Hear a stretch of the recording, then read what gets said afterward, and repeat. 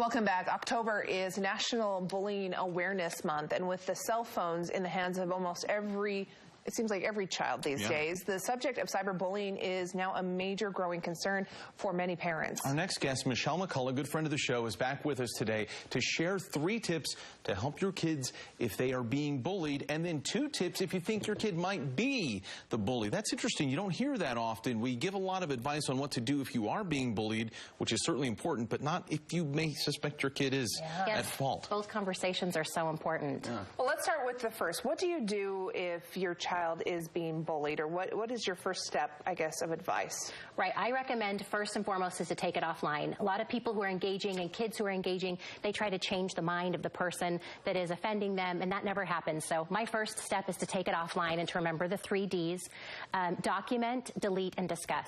So it's important to document what happened in case you have to take action or if you need to talk about it with someone else, but then delete it, get it gone, and then start to have the conversation. But again, take it offline. We've got to take it off of the virtual frame. We talk about this. Once it's taken offline, though, in some cases it lives forever out there. And in other ways, it stays in our minds. What do we do to start that process of sort of healing if you've been a victim there? Sure. I think it's good to continue talking about it with your kids and making sure that if other people need to be involved, they can. Many parents will address it, but then if your kid needs extra professional support or help at school, don't be afraid to get that, because some of these cases go on for so long and parents don't know that it's not gone, and they're continuing to check the social media over and over again. And if they could get some additional support, that would be really valuable for them.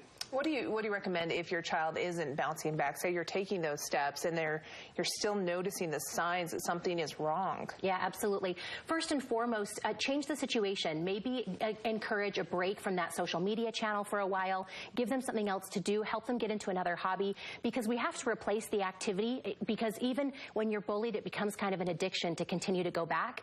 So help change the activities and make sure they get the support. I had a friend do that with her daughter.